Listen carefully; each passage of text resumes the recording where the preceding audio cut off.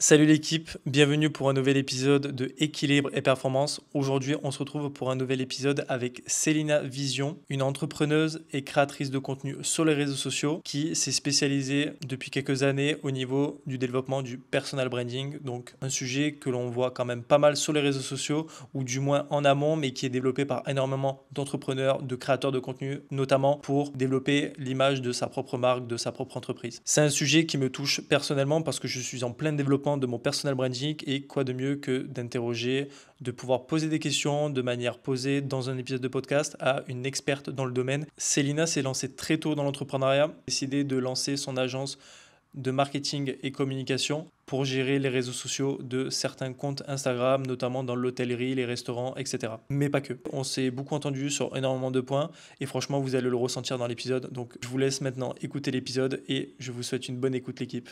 À plus. Salut l'équipe, bienvenue pour un nouvel épisode de Équilibre Performance. Donc aujourd'hui, je suis avec Célina Vision sur Instagram. Donc bonjour Célina déjà.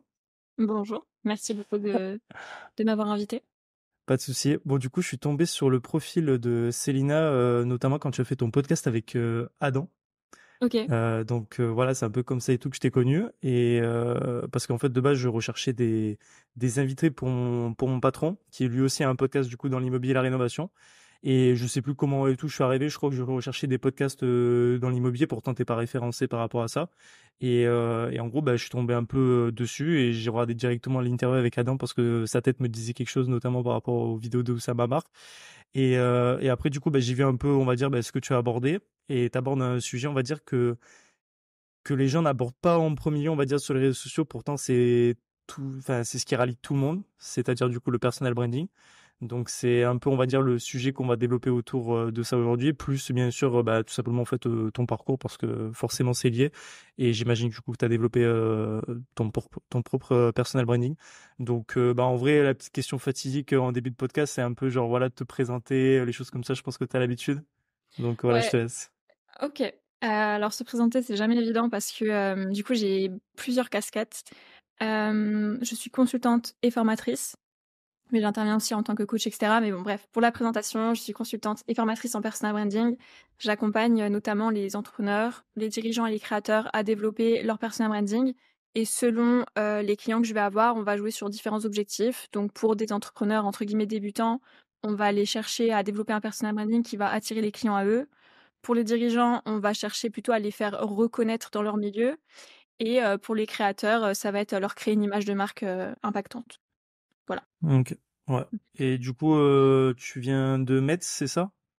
Je viens pas de là-bas, mais en ce moment j'y habite, mais prochainement je vais déménager, donc Tu as déménagé à Dubaï? non. Ah non, non, non, non, non, non, je suis pas très Dubaï. Je vais Ouais, déménager à ouais. Londres. Tu vas déménager à Londres, ok. Oui. Ok, ok, top. Et du coup, un peu, ouais, par rapport à ton parcours, t'as commencé à quoi? Parce que j'ai vu, du coup, parce que j'ai fait mes recherches, je t'ai dit pigier, mais je sais que t'as créé, du coup, ta boîte, j'ai fait le parallèle enfin, que tu l'as fait pendant tes études, j'imagine, la dernière année de ton master. Ah mais t'es bien renseigné quand même, parce Ouais, que ouais, tu mets j'ai trop fait, d'informations. j'ai vu que tu avais du coup créé, bon, je dis pas le blaze, mais t'as créé une agence de création de contenu. J'ai capté au niveau des dates, c'est à peu près au même moment du coup que la fin du M2, enfin du coup ta deuxième année de master. Moi, je suis dans mon cas aussi, c'est ma deuxième année de master, donc je crée le podcast, donc petit rapport. Donc ouais, si tu veux un peu parler je pense qu'il y a quand même un lien avec le fait après de développer Ouais, ce 100%. business-là. 100%. Alors du coup, mon parcours, ça fait 4 ans que je suis dans l'entrepreneuriat. J'ai commencé dans le e-commerce. J'ai lancé plusieurs marques. Ensuite, j'ai géré des influenceurs un peu partout dans le monde. J'ai arrêté et quand j'étais en M2, en fait, j'ai commencé à proposer mes services en communication parce que j'avais beaucoup d'expérience dans la communication avec mes études et beaucoup de taf que j'ai fait. Donc j'ai commencé à proposer mes services un peu naïvement, tu vois, j'y connaissais rien en business, etc. Et en fait, ça s'est développé super vite.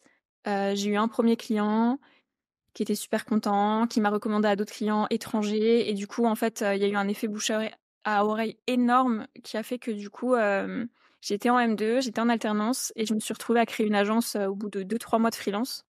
Donc ensuite, j'ai eu mon agence, donc où j'ai commencé à recruter mes équipes pendant que j'étais encore en alternance en master. C'était un peu compliqué. Du coup, l'agence marchait super bien et 2022, donc j'avais des clients un petit peu partout dans le monde. Je gérais les réseaux sociaux d'entrepreneurs et d'entreprises.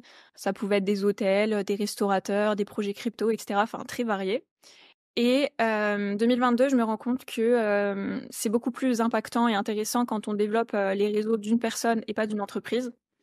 À ce moment-là, je sais pas que c'est de personal branding parce que personne n'en parle en France, mais Mmh. du coup, je me renseigne et cetera et je me dis: «OK, en fait, moi, c'est ce que je veux faire, vendre de l'humain. Ça m'intéresse pas de vendre du produit. Je veux vendre de l'humain, des valeurs, une vision et cetera» et donc je me spécialise dedans, et jusqu'à présent, en fait, j'étais pas sur les réseaux. Vu que j'étais tout le temps full en bouche à oreille et cetera, je m'exposais pas. Sauf que là, vas-y, je me développe, sur le personal branding, donc il faut que je développe le mien. Du coup, je développe le mien et ça prend super vite, forcément vu que j'avais, ma méthodologie.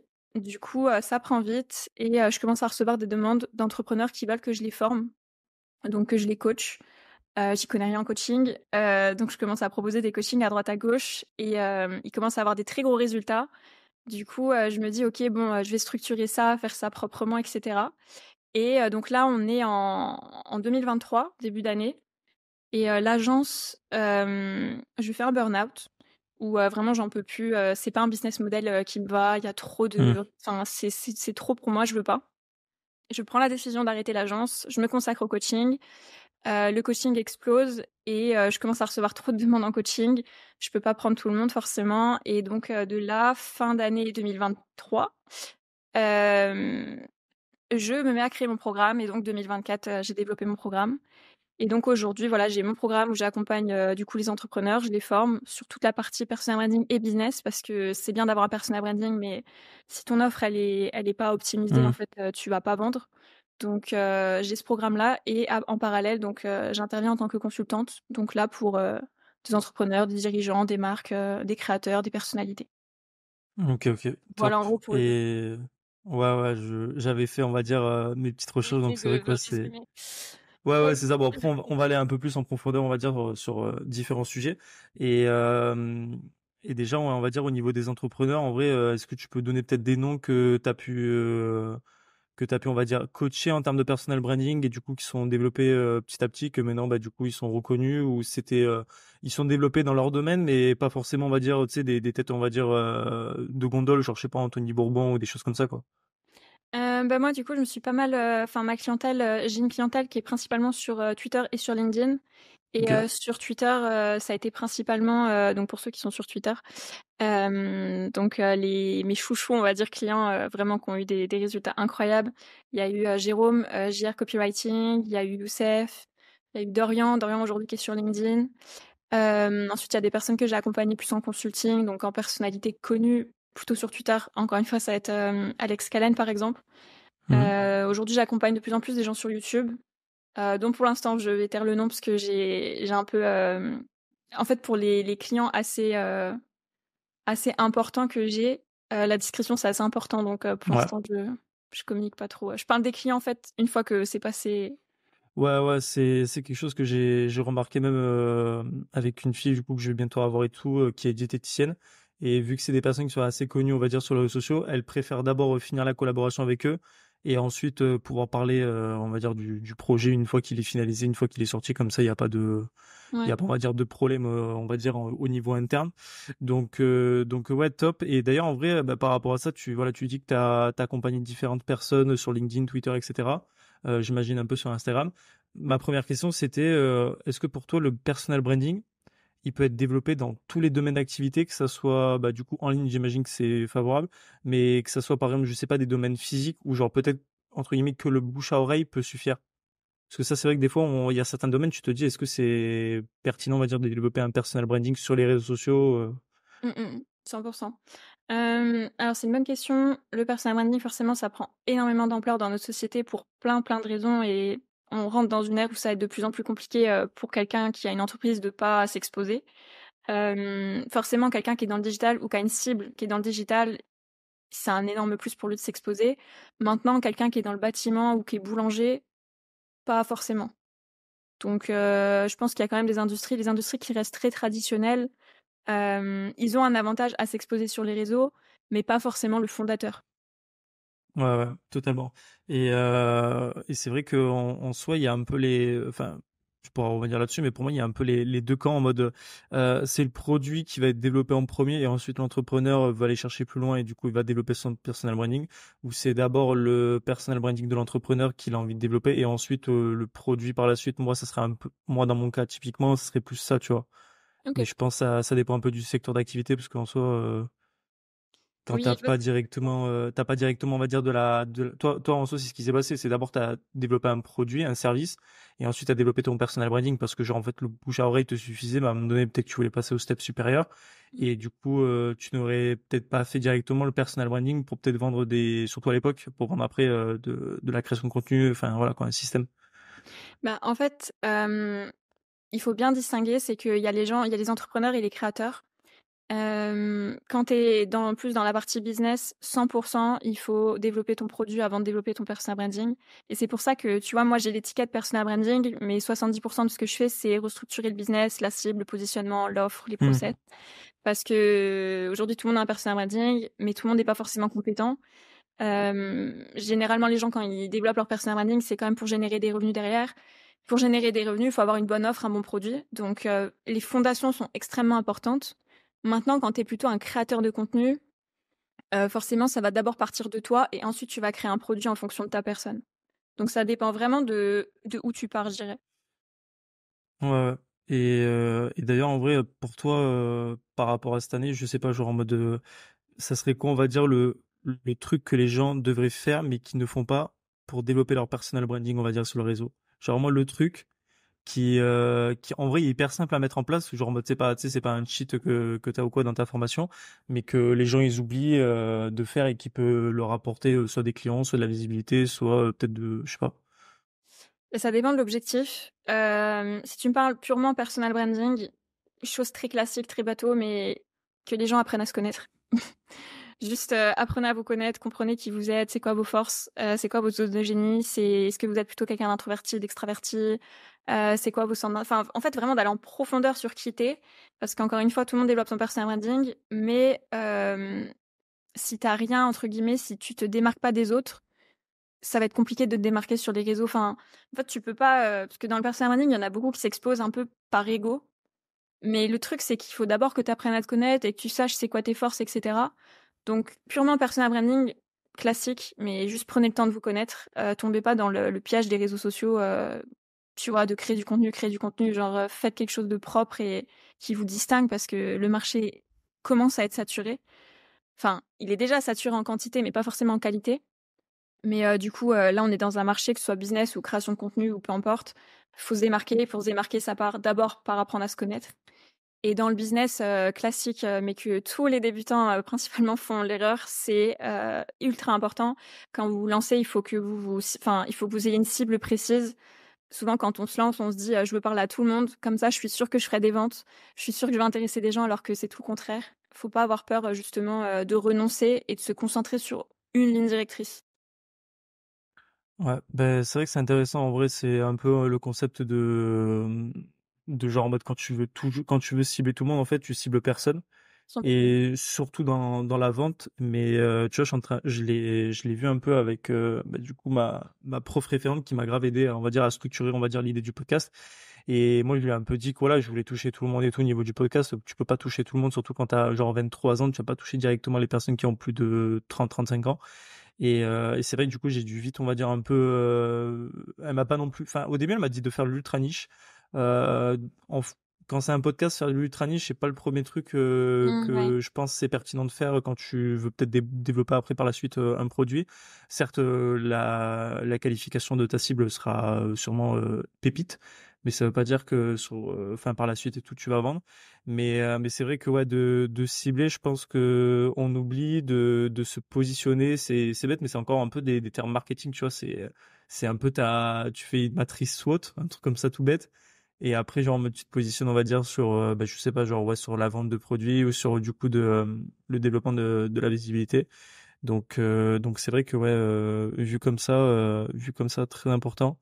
Et ouais, je sais pas si t'as quelque chose ou pas à dire par rapport à ça, mais c'est vrai que, ouais, je trouve que, après, moi, c'est plus, je suis un peu dans la niche du sport, mais je trouve qu'il y a pas mal, il y a un peu trop de comptes, on va dire, qui veulent te vendre, enfin te vendre, en tout cas qui se développent par le fait, tu sais, de faire des réels avec genre en mode, je sais pas, la vidéo elle dure 10 secondes, t'as de l'écriture, et en fait la vidéo elle dure à peine 10 secondes, t'es obligé d'aller voir la description. Je sais que c'est des trucs de vente, mais je trouve pas ça, on va dire que je trouve pas qu'il y ait autant de valeur que ça. Et puis en plus, surtout, tu mets ça sur Instagram, où genre le premier truc que tu vas pas faire, c'est de lire la description. Enfin, c'est un Ouais, truc que je fais pas personnellement. ouais. Ouais, toi tu le fais pas, mais je pense qu'il y a une cible qui le fait. Après, c'est Ok. vraiment pour l'algorithme aussi, vu qu'Instagram, il valorise, la rétention. Le but, c'est que les gens, ils restent plus longtemps sur le post, donc avec l'effet de boucle et cetera. Mais ouais, après, de toute façon, en fait, de tout ce qu'on parle, le plus important, c'est vraiment de partir de soi, qui tu es, qu'est-ce que tu as envie de faire, c'est quoi ton objectif, parce que, encore une fois, souvent, on veut tout faire en même temps, et tu peux tout avoir, mais pas en même temps. Donc, d'être au clair sur c'est quoi ton objectif, et en fonction de ça, ben, de te enfin, de cibler et de te positionner. C'est quoi qui te démarque des autres? Tu vois, genre, que ce soit d'un point de vue personal branding ou d'un point de vue business. Tu vois, par exemple, t'es coach sportif, OK, pourquoi on te choisirait toi plutôt qu'un autre? Est-ce que c'est parce que, pour le côté de la performance, que c'est pour le côté humain, ton approche, tes résultats? Enfin, tu vois, il y a plein de façons, de se différencier, mais le positionnement est indispensable. Ouais, je pense aussi, bah, par rapport un peu à tout ce qu'il y a et tout sur les réseaux, l'authenticité, j'imagine. Surtout quand on est un coach, en général, t'as des coachs, ils te vendent, il y en a, ils te vendent des trucs miracles, il y en a, ils te vendent la réalité. Et en vrai, ce qui va switch sur le paiement, on va dire, c'est juste la personnalité de la personne, parce que je pense que c'est hyper important. Ouais. Je sais pas, je pense que tu dois avoir des concurrents, on va dire, dans ta niche, en termes de proposition de valeur au niveau du personal branding. Mais je pense que les gens, ce qui viennent, c'est surtout pour voir Célina et pas quelqu'un d'autre. J'imagine, en tout cas.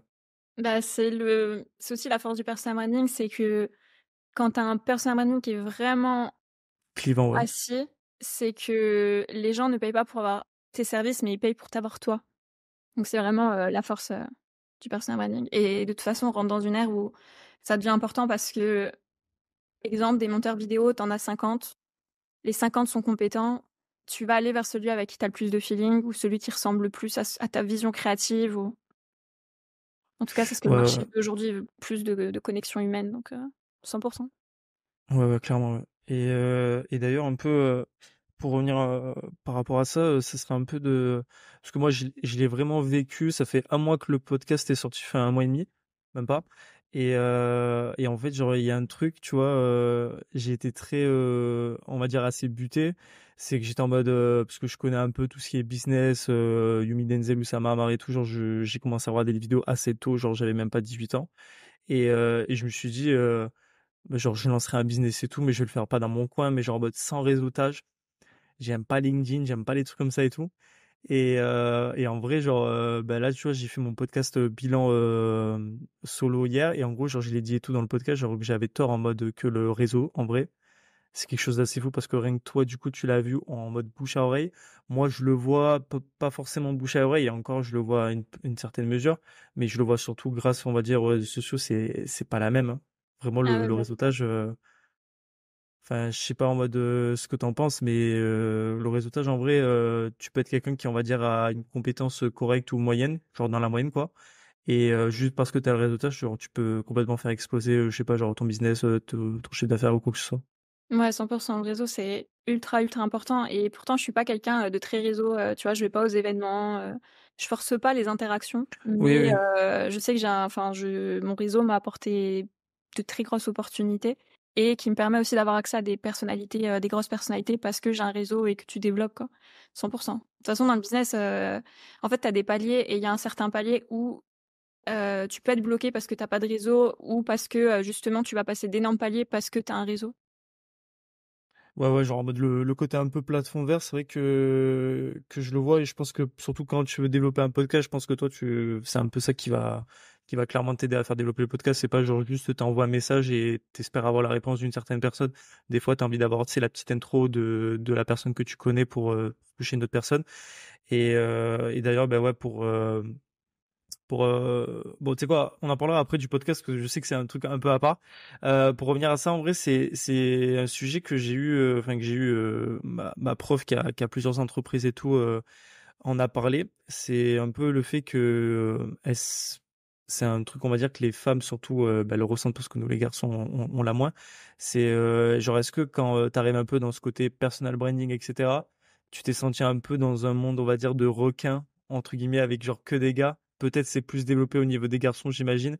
Et genre un peu comment tu l'as perçu. Moi, je sais que ma prof, elle en a parlé, genre au début, elle se faisait pas respecter parce que genre en mode elle arrivait dans les réunions, c'était la blonde et tout, genre en mode qui était là, qui essaie de se faire, enfin de se faire entendre et tout. Et je sais que des fois, pour une femme, c'est pas forcément évident, dans une certaine mesure, dans n'importe quelle échelle d'ailleurs. Ouais, c'est un gros sujet. Aujourd'hui, ça fait 4 ans que je suis dans l'entrepreneuriat, donc ma situation actuelle vs celle d'il y a 4 ans est très différente. Mais quand je suis arrivée dans le business, mes premiers clients étaient j'avais beaucoup de clients américains, tu vois? Et c'est une autre Ok. mentalité.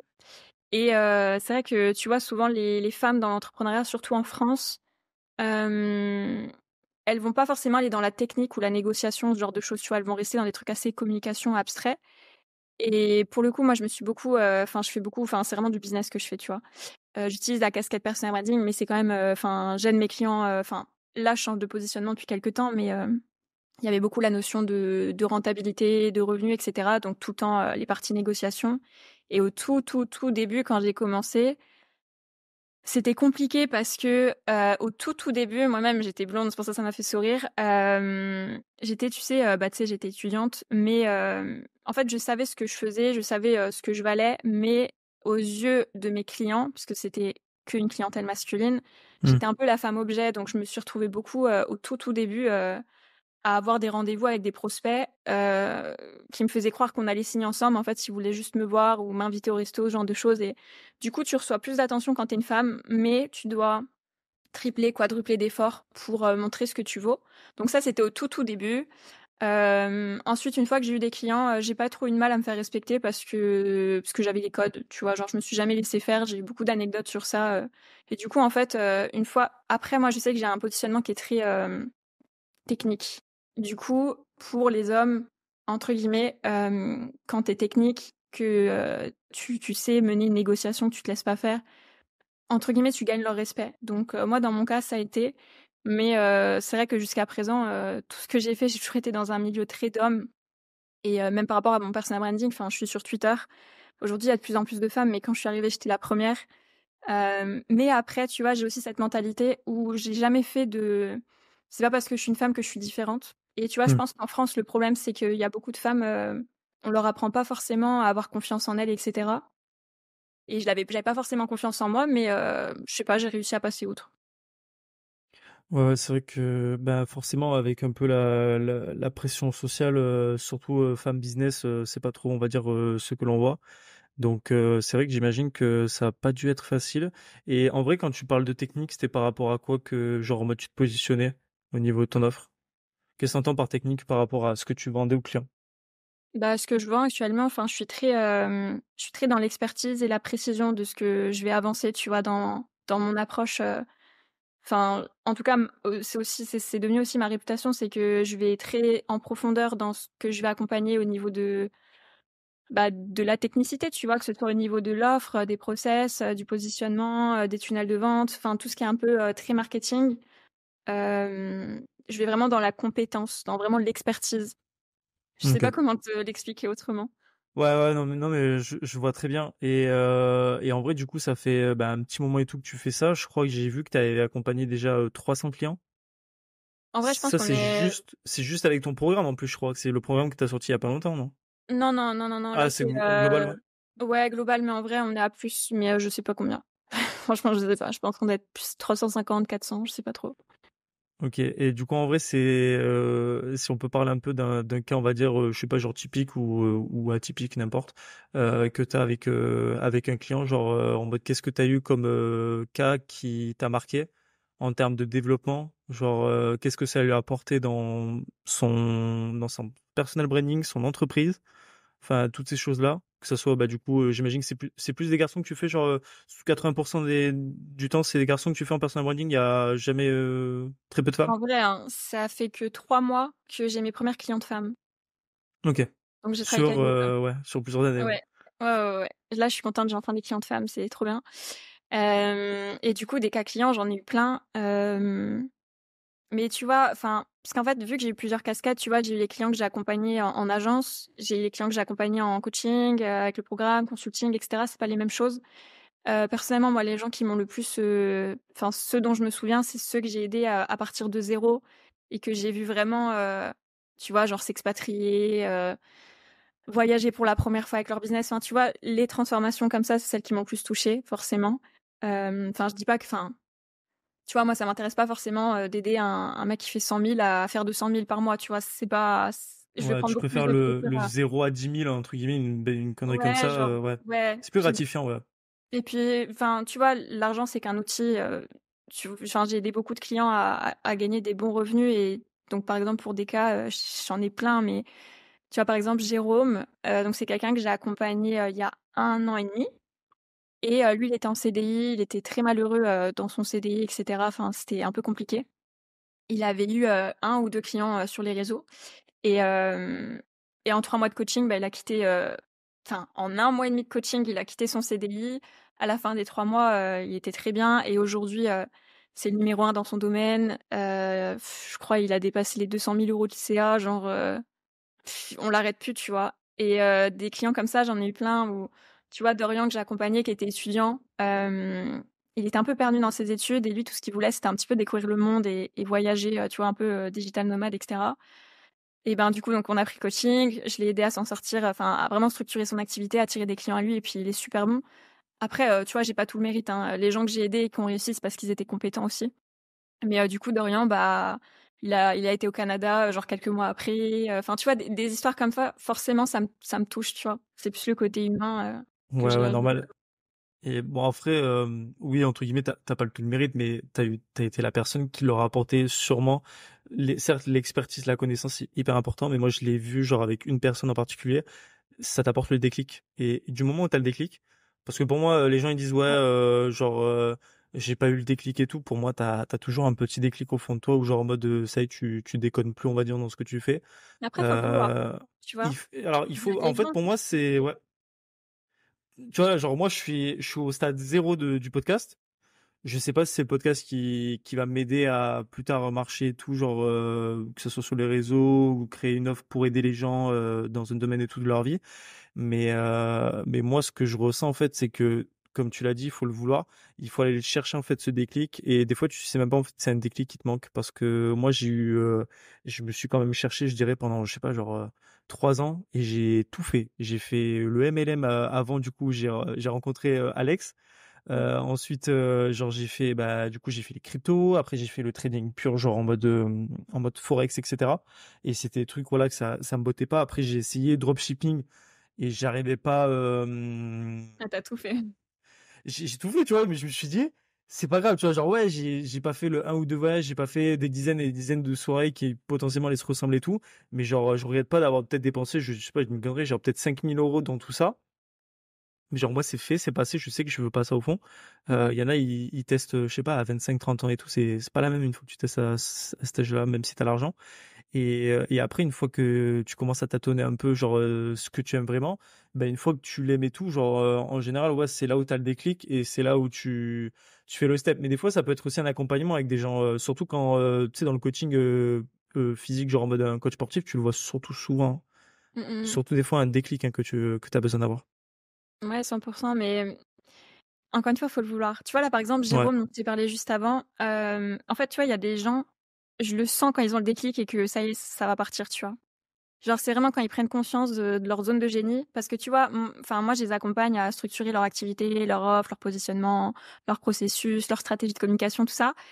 Tout ça, c'est génial, mais ça s vraiment, tout arrive, c'est quand ils ont le déclic et qu'ils prennent conscience de là où ils sont bons et qu'ils sont prêts, tu vois, qu'ils ont la vision et là, je sais que ça va partir, tu vois? Mais il y a des gens, tu vois, genre, sur les 350, clients que j'ai accompagnés, bah, forcément, il y en a eu aussi, quelques-uns où ça a pas forcément marché et aujourd'hui, j'arrive à voir quand quelqu'un, ça peut le faire ou pas, tu vois? Est-ce qu'il est Mmh. qualifié ou pas? C'est beaucoup lié au mental, énormément. Et des fois, il y a des personnes, tu vois, genre, je dis toujours, il y a pas de mauvais élèves, il y a que des mauvais profs. Mais dans l'entrepreneuriat et dans le coaching, tu peux pas aider quelqu'un qui est pas fait pour être entrepreneur, tu vois? Et c'est Oui, OK. ça oui. Mais il y en a Mmh. beaucoup, qui pensent que l'entrepreneuriat, c'est l'eldorado et du coup, ils veulent un accompagnement et cetera. Sauf que des fois, c'est pas fait pour la personne. Donc moi, je refuse beaucoup, beaucoup d'opportunités, et même pour des plus grosses opportunités parce que pour plein de raisons, tu vois, mais notamment donc des fois c'est pas fait pour tout le monde et tout le monde est pas prêt aussi pour. Ouais, c'est vrai que je pense que c'est faux de dire je sais plus qui disait ça, c'était Oussama Mar ou quoi que ce soit et tout, mais l'entrepreneuriat clairement c'est enfin tout le monde peut être entrepreneur mais enfin ou un truc comme ça là, mais en fait au fond tu peux pas l'être genre si déjà tu veux pas et si t'es pas prêt on va dire à avoir la charge mentale nécessaire parce que toi t'as quand même commencé indirectement l'entrepreneuriat assez tôt, genre peut-être quoi même pas 20 ans. La toute première fois, ouais, je pense j'avais 20-21. Ouais Non? voilà, tu vois. Ouais, je pense. Ouais, c'est quand Dans même ces âges-là, ouais. genre voilà, t'es quand même très jeune et tout. Après, t'as des profils comme Adam, lui, je crois que c'était à 16 Ah non, ans, je mais crois lui, qu'il a. Non, mais lui, avec c'est 14 ans, il stratosphérique. était ouais, c'est voilà. Il y en a, c'est ouf en vrai, quand j'y pense. Et ouais, bah, d'ailleurs, en vrai, par rapport à ton accompagnement, genre par exemple, t'as coaché un étudiant, c'est une offre quand même qui est genre en mode t'as une offre avec des paliers ou c'est toujours une offre avec un prix fixe ou j'imagine que là ton programme c'est un programme on va dire assez de formation donc t'as un prix fixe avec peut-être une promotion en fonction de ça et encore peut-être que même pas t'as même pas envie de te positionner par rapport à ça. Mais je pense que déjà t'as pas envie de te positionner par rapport à ça parce que t'es pas en mode à beaucoup vendre sur les réseaux, avoir Ouais. une énorme communauté, donc t'as pas besoin de faire de volume, tu préfères du coup la qualité et tant pis si du coup le Ouais. prix est assez conséquent ou non, j'en sais rien. Bah, déjà, je sais que dans le milieu du business, il y a beaucoup de gens, qui comment dire? Je suis une entrepreneuse particulière parce que j'entreprends pas du tout enfin, vraiment, genre, l'argent, c'est bien, mais j'entreprends pas forcément pour l'argent donc mon programme, tu vois, je sais que le produit est très bon, mais c'est pas mon objectif, qu'il devienne mainstream et que tout le monde l'achète et je veux surtout pas Hmm. ça. Ouais, Tu vois, des fois, il y a des gens qui me contactent, qui me demandent: «Est-ce que ton programme est fait pour moi?» Je vais creuser et des fois, il y a des gens, ils veulent acheter, je leur dis: «Non, c'est pas fait pour toi», tu vois? ouais. Du coup, donc Dorian, lui, à l'époque, j'accompagne jamais quelqu'un qui commence de zéro. C'est pas une cible, que je veux accompagner parce que, les gens qui commencent de zéro, le travail, c'est à eux de le faire. En fait, faut pas qu'ils investissent dans un programme ou une formation ou un accompagnement parce que c'est pas le bon moment pour eux. Ou ils ont pas envie de profiter de cette détresse. Donc j'accompagne jamais les gens qui démarrent de zéro, mais Dorian, par exemple, l'étudiant, lui, il vendait déjà des services sur les réseaux, c'est juste qu'il était pas structuré, il avait des clients qui payaient genre 300-400 € par mois, tu vois? Donc à l'époque, mes coachings, ils étaient à 3 000 €. Donc bah, il a mis de l'argent de côté et cetera, tu vois? Donc vraiment la déter. Aujourd'hui, avec le programme l'idée aussi du programme pour moi, c'était de me dégager du temps parce que j'ai d'autres projets, j'ai mon cabinet de conseil et cetera que je veux développer et les coachings, j'adore ça. Là, j'en fais encore un petit peu, mais le but avec le programme, c'est que j'arrête les coachings très prochainement, tu vois? Pour me concentrer, sur mes autres projets. Du coup, donc voilà pour les prix. Je sais pas si j'ai répondu à toutes tes questions. Ouais, voilà, bah, du coup, donc le prix de base c'était 3 000 € et là, ton programme formation, il est toujours le même prix, plus accessible. Alors, en gros, j'ai 2 programmes. En gros, si tu veux, donc quand j'ai eu toutes les demandes de coaching, j'avais une méthodologie de coaching du coup, bah, qui faisait ses preuves, tu vois? Vraiment, des très bons résultats et cetera et quand j'ai créé le programme, donc j'ai tout retranscrit, mais encore en plus complet, tu vois? Genre, j'ai vraiment créé encore un truc encore mieux que le coaching de base. Pour vraiment me dire que les personnes qui rejoignent le programme, mon objectif, c'est qu'ils achètent plus jamais de formation, tu vois? Genre, il y a tout Hmm. dedans. C'est vraiment l'objectif. Donc c'est vraiment un programme qui est ultra méga complet et pour que ce soit complet, il y a quand même un accompagnement individuel où j'accompagne les gens, tu vois? Par exemple, ce matin, bah, j'étais en train d'accompagner les membres. C'est pas des visios, mais c'est, tu vois, genre, je vais checker leur stratégie, par message et cetera. Donc ça, c'est le programme complet où il y a tout dedans. Et c'est un programme, tu vois, qui va aider, les entrepreneurs à passer les steps, tu vois, les premiers 2 000 €, les premiers 5 000 et potentiellement les plus de 10 000. Il y a vraiment tout dedans et lui, il a 1 500 et pour les personnes qui voulaient travailler uniquement leur création de contenu, leur personal branding, j'ai rendu un accès à 600 € pour que ce soit un peu plus accessible, Enfin, ça reste un prix parce que je veux pas que ce soit des formations encore une fois, moi, je veux pas, que ma formation, tout le monde l'achète parce que les gens, ils seront pas impliqués. Mon but, c'est que tous les membres qui achètent la formation, leur vie, elle change. Donc pour ça, il faut qu'il y ait un minimum, un prix à l'entrée et pourtant, je suis pas chère par rapport à mes concurrents, par rapport à tout ce que je mets dedans, tu vois? Franchement, Mais ça ça va, reste un oui. prix. Mais je sais que par rapport à mes concurrentes, je suis pas chère, surtout par rapport à tout ce qu'il y a dedans. Genre vraiment, il y a tout, tout, tout, quoi et c'est un truc que j'alimente tout le temps, voilà, quoi. C'est un Ouais, bon ouais, investissement. En fait, c'est simple, j'ai créé le programme que j'aurais rêvé d'avoir en il y a débutant, ouais. quelques années. Ouais. Ouais, ouais. Bah, en vrai, bon, t'as quand même bien réduit, genre entre 3 000 € en accompagnement, bien évidemment, après, c'est plus automatisé une formation et que ça passe entre 500 et 600 €. Franchement, oui, c'est un prix convenable et même dans le monde, on va dire, de la formation tout court, Ouais, ouais, ouais, il y en a, ils vendent t'es, des 3 000 à 4 000. Ils t'apprennent juste à faire du Canva et tu vois, il n'y a pas de profondeur, il n'y a pas de déclic, il n'y a pas de. ouais, ouais. Bon, j'imagine du coup que t'en as acheté des formations Ouais, pour peut-être comparer ou même avant par le passé et tout. ouais, bah oui. Après, du coup, j'ai l'impression que t'es bilingue. Oui, je parle lui. Ouais, ouais, parce que sinon tu vas à Londres, Ah oui, oui, bah oui. j'imagine que voilà. Et en vrai, du coup, bah, quand tu t'es développé tout par rapport à l'époque sur, on va dire, ces thématiques, genre, j'imagine que t'es vite parti dans le monde enfin, anglophone par rapport, on va dire, aux formations et choses comme ça, ou même pas? Oui. Après, moi, j'ai beaucoup grandi avec la culture anglophone, donc Ouais. du coup, c'est. Oui, je baigne dans les deux, tu vois. Mes formations, non, j'avais pris pas mal de formations FR. Parce qu'en fait, le truc, c'est que en France, on dit tout le temps dans le business, faut copier les US, mais non. Genre, le marché francophone ne marche pas du tout comme le marché US. Oui, On ça. peut s'en inspirer, mais ce qui marche aux US marchera pas forcément en France. Du coup, on va dire les US, je consomme beaucoup, mais Mhm. j'achète plutôt français, tu vois, pour tout ce qui est formation. Ok, ok, ouais. Ouais, comme ça, moi, tu te dis, c'est déjà, enfin, la personne elle a déjà testé son produit, s'est adapté plus au marché français. Ouais, oui, ouais, voilà. Ouais, non, j'ai jamais trop acheté de formation US. Non, pas Ok, trop. ok. Mais je Ça va. consomme beaucoup plus US. Tu vois, le contenu, tout ça, je consomme pas français. Ouais, ouais, j'imagine, parce qu'au pire, après, si t'as quelque chose, on va dire, que tu pourrais implémenter dans ton business, t'as plus de chances de le retrouver en Amérique, au niveau des contenus, que plutôt en France. Ouais, et Encore, puis vu qu'ils sont en avance et que tu vois, ouais, tout voilà, est ils ont toujours quali, etc. Ouais, ouais, ouais, ouais. ouais, ouais, ok, ça marche. Et du coup, en vrai, bah, t'as l'air quand même d'avoir eu pas mal de demandes et tout au niveau des coachings. Si tu peux un peu, on va dire, du coup, parler des chiffres, genre en mode de comment ça a évolué, on va dire, tes chiffres depuis le commencement, on va dire, de ton projet. J'imagine que la formation, ça a été un peu un délire de genre en mode de forcément à augmenter tes revenus, mais en même temps diminuer enfin, peut-être du coup, j'ai l'impression que toi, c'était pas forcément augmenter tes revenus, mais du coup diminuer ta charge de travail pour justement aller taper dans d'autres types de projets, notamment ton cabinet de conseil. En fait, ça me fait rire parce que je suis vraiment atypique, hein. C'est pour ça que je suis pas vraiment forcément le bon exemple pour ceux qui veulent entreprendre, parce que la suite, c'est que plus tu te développes, plus tu augmentes tes revenus. Et moi, limite, ça a été l'inverse parce qu'en fait, je suis vraiment en mode, moi, je veux la paix dans ma vie. Je veux plus travailler Hmm. 15-20 heures. Ouais, ouais. J'ai jamais fait 20, enfin, quoique, si, je pense que j'ai déjà dû faire des journées. Mais tu vois, je veux plus être une machine comme j'ai pu l'être quand j'avais l'agence.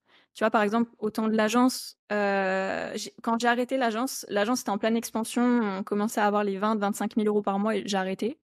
Donc, prise de risque, enfin, tu vois, plus ou moins, je repars plus ou moins à zéro. Aujourd'hui, du coup, alors pareil, donc j'ai créé le programme pour que ça fasse des revenus passifs, mais c'était surtout pour me libérer du temps. Hmm. Le programme, tout le monde pense que, enfin, en tout cas, c'est pour ça que je suis atypique. Généralement, les formateurs, c'est leur source de revenus principale. Moi, c'est ma plus petite source de revenus parce que je le mets pas en avant, tu vois. Je veux Hmm. pas faire de publicité, machin, truc, ça m'intéresse pas trop. Après, j'aimerais bien quand même le développer un peu parce que je pense que ça peut aider beaucoup de personnes. Mais du coup, là, par exemple, le programme par mois, franchement, en vrai, tu sais que je sais même pas combien je fais d'argent par mois. Ça fluctue. Mais ça va dépendre, tu vois. En fait, moi, je suis très... ça dépend énormément parce que, comme je t'ai dit, je refuse aussi beaucoup de contrats. En septembre, j'ai refusé un contrat à 15 000 €, tu vois. Genre, je suis vraiment pas intéressée par l'argent. Du coup, j'ai des mois où je pense la fourchette, actuellement, dans ma situation, ça varie entre 5 et 20 000. Donc, la fourchette est très, très large, tu vois. Mais Pour parce que, genre au global ou que pour le programme? non, non, global. Non, moi, Ok. je te dis, je suis vraiment, je refuse beaucoup, vraiment. Genre, si je disais, je pense que là, cette année, il faut que je regarde, mais je crois que au total, j'ai dû refuser 50 ou 55 000 € de contrat. Je refuse beaucoup de choses. Donc, Ouais, je suis ouais. particulière, hein. Je suis vraiment un cas particulier, où je vais Bah vraiment choisir les particulier, projets, mais pour la qualité, tu vois? Donc ouais, ça fait que, ouais. bah, il y a des mois où je vais bombarder, il y a des mois où moins, tu vois? Ça fluctue. Mais, je suis pas le cas, tu vois? Vraiment. Ouais, pas le clan, on va dire, qu'on voit facilement, on va dire, sur le réseau, où le but c'est de bombarder Ouais, un peu piment. globalement. Hein? Après, il y en a beaucoup qui m'étonnent aussi quand même parce que, tu vois, en fait, le truc, c'est que quand tu demandes les chiffres à quelqu'un, il y a le chiffre d'affaires, il y a le bénéfice et il y a aussi ce que tu vends et ce que tu encaisses. Parce que tu Mmh. vois, des fois, tu vas faire un contrat, je sais pas, à 15 000 euros, mais ça se trouve, le contrat, en fait, il est sur 3 mois, tu vois. Donc, Ouais, donc en fait, ça fait 5 000. C'est étalé juste. c'est pour ça que tu vois les chiffres. C'est pour ça que je préfère donner une fourchette, parce que ça varie beaucoup et il faut être honnête, quoi, ça varie énormément. Après, voilà, comme je t'ai dit, moi, dans mon cas, mon objectif, c'est pas, je suis pas dans ma tête, je veux faire 50 000, 100 000. Si je voulais, je saurais comment faire, mais ça Mmh. m'intéresse pas parce que je sais aussi ce que ça demande comme effort et personnellement, je privilégie plus l'équilibre de vie total, tu vois, que le scaling Mais t'es financier. au bon Mais c'est endroit. mon approche, quoi. T'es au bon endroit au niveau du podcast, hein, entre guillemets. Parce que du coup, c'est un peu, on va dire, ce que j'aimerais bien montrer aux gens. Parce qu'en fait, les gens, je trouve qu'à un moment donné dans ta vie, tu te retrouves dans deux situations. Et en fait, c'est pour ça que j'ai appelé le nom du podcast Équilibre Performance. C'est pas question juste de sport. C'est juste genre en mode, t'as une vie équilibrée. Moi, c'est ce que j'ai eu l'année dernière, tu vois. J'avais une vie équilibrée, mais je savais qu'au fond, je voulais aller chercher plus. Et du coup, je tends vers la performance. Et il y en a, ouais, voilà. Et il y en a, et justement, et après, il y en a, ils ont une vie totalement déséquilibrée. Du coup, parce qu'en fait, ils doivent aller chercher de la performance pour ensuite retrouver un équilibre de vie. Et toi, c'est un peu ce que tu as fait dans le fait de, bah, justement, de vendre ton agence parce que tu as vu que c'était chronophage sur, je pense, pas mal d'aspects et que du coup, bah, tu sais que tu pouvais pas le développer sans augmenter ta charge de travail et du coup de temps. Et toi, du coup, bah, au vu de ce que j'entends, c'est surtout de te libérer du temps, en fait, bah, tout simplement pour vivre et pour peut-être créer d'autres projets ou du coup, après, ça va te reprendre un peu plus de temps.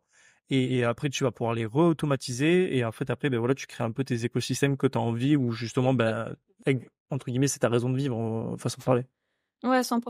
Et puis je pense aussi, enfin, je vois plein d'entrepreneurs que je côtoie qui sont déjà là ou qui ont des très bonnes situations.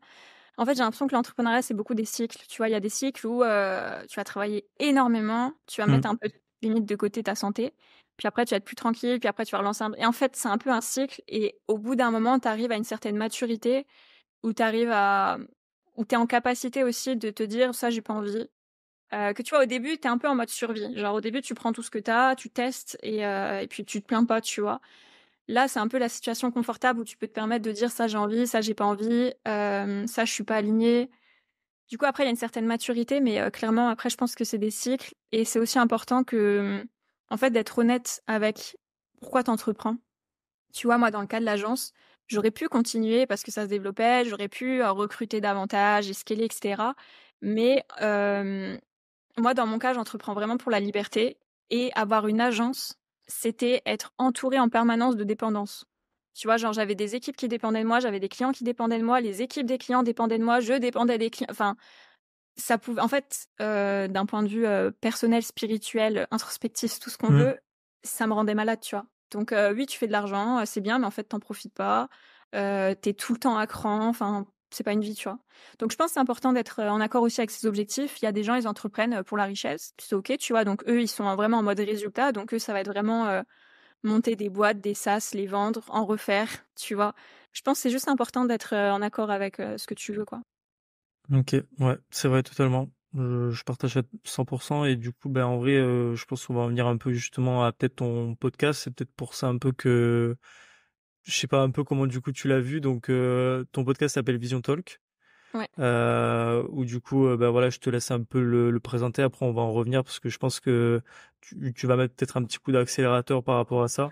Je T'es sais pas. visionnaire. T'es visionnaire parce que du coup, donc ouais, j'ai lancé mon podcast l'année dernière et je voulais aborder l'entrepreneuriat et le business et la société de manière générale, de manière transparente et bienveillante. C'était vraiment la vision, tu vois, d'avoir des échanges profonds avec les gens. Et du coup, donc j'ai lancé le podcast. Il a bien pris assez vite. Et en fait, moi, j'ai eu tellement de choses à gérer que, en fait, j'avais pas anticipé tout le travail que c'était le podcast, donc je l'ai un peu mis de côté.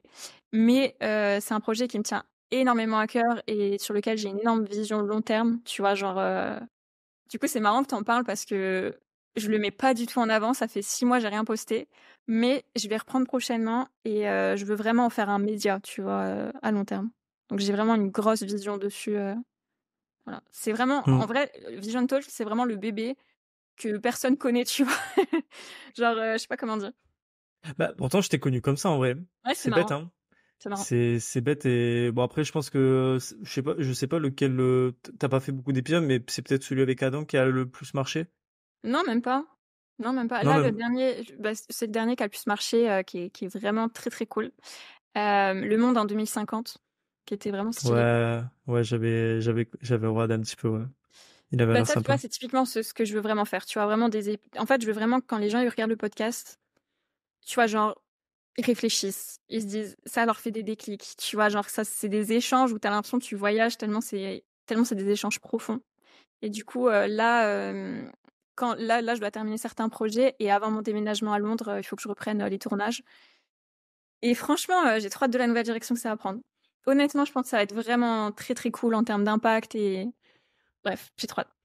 J'ai Ouais, vraiment hâte. et du coup, ouais, franchement, ouais, bah, de toute façon, moi, je vais voir attentivement et tout, parce qu'en vrai, j'avais bien aimé la vibe, et puis, et j'ai pas l'impression qu'il y ait beaucoup de femmes qui ont un podcast dans le business, Ah, c'est et vrai. surtout que t'as pas eu de femme encore. Non! Et t'en veux ou pas? T'as J'aimerais bien. proposé, mais elles osent pas? Bah, c'est juste que, en fait, moi, j'ai pas envie d'inviter. Tu vois, là, je sais que je pourrais inviter énormément d'entrepreneurs connus. Ouais. Mais moi, ça m'intéresse pas d'inviter des gens juste pour parler, tu vois. Je veux vraiment inviter des gens qui sont hyper calés dans un domaine. Et malheureusement, je trouve pas trop de personnes. Genre, là, j'ai deux femmes en tête. Allez, trois. Mais généralement, les personnes, enfin, tu vois, au-delà enfin, du corporel, je veux chercher vraiment l'expertise ou l'âme d'une personne. Hmm. Et malheureusement, souvent, les personnes que je cherche, enfin, les connaissances que je cherche à avoir sont par des hommes, tu vois. Mais c'est pas volontaire, hein. Moi, si ça tenait qu'à moi, le monde serait dirigé par les femmes, tu vois. Mais malheureusement, c'est beaucoup masculin quand même. Ouais, Mais ouais, j'aimerais que ça j'imagine. change, hein. J'aimerais avoir plus d'invités femmes, mais comme je t'ai dit, après, je veux pas inviter juste pour parler. Voilà, je veux vraiment tu vois, genre, de toute façon, je sais que je pourrais pas me permettre de faire des épisodes toutes les semaines Ouais. parce que c'est pas mon business principal et ça me demande beaucoup trop de temps. Du coup, je veux vraiment faire la qualité de fou, quoi. Genre vraiment 2025, ça va être quelque chose. Mais bon. Et d'ailleurs, du coup, t'as enregistré les épisodes là que t'as eu, je crois que c'était à Paris, non? C'était un studio à Paris? Ouais. Bah, c'est pour ça que tu vois, ça me prend du temps parce qu'à chaque fois, enfin, c'est beaucoup Déplacement, ouais. d'investissement. Ouais, ouais, ouais, ouais. Puis tu mets de côté tes business et tout ça, quoi. Ouais, ouais. Et bah, je sais pas si on peut en parler, mais là, je crois que c'était quoi, il y a quelques jours, t'étais à Paris. Et là, c'était quelque chose, genre, je sais pas si tu peux en parler et tout, mais ouais, t'as tourné avec Adam. J'ai l'impression que t'as eu un autre tournage de podcast. Peut-être t'as tourné pour ton propre podcast, je sais pas. Non, même pas. Non, c'était pas Non, par même rapport à pas. ça. Je Ok. suis allée à Paris parce que j'étais invitée sur beaucoup de tournages. 48 heures, t'as dit. Ouais, ouais. Fast life. Tu sais que là, je suis rentrée samedi. Hmm. On est jeudi là. Tu sais que de dimanche à mercredi, j'étais KO. Je pouvais pas sortir de chez moi, j'étais Ah trop ouais. fatiguée. Ouais, ouais, ouais. Du coup, à Paris, j'ai enregistré pas mal de podcasts, mais pour des invitations, tu vois, des tournages, des concepts aussi qui sont cool sur d'autres chaînes. Donc ça, c'était cool. Bon, Mais bah non, voilà. pas pour moi, là, pas encore du gentle. Et t'as pas peur en vrai que ça soit un peu problématique, on va dire, que tu sois à Londres. Après, j'imagine que peut-être ça sera, tu vas un peu switch entre les deux pays, France-Londres. Mais du coup, genre, comment tu le vois par rapport au podcast? Bon, après, podcast, comme tu me l'as dit, ça sera pas toutes les semaines comparé à moi. Donc forcément, ça sera beaucoup plus, on va dire, je pense que peut-être que tu vas essayer de tenir un épisode mensuel et du coup, tu vas peut-être y aller, je sais pas, genre, tu vas faire peut-être tournage intensif pendant 2 jours à coup de 4 à 6 invités. Je sais pas comment tu le vois. Ouais, ouais, je pense. Ouais, en plus là, je me dis, on est fin octobre et il va falloir que je bombarde. J'ai 2 mois avant de partir et ça va être chaud parce que du coup, il va falloir que je cale le maximum de tournage. Hmm.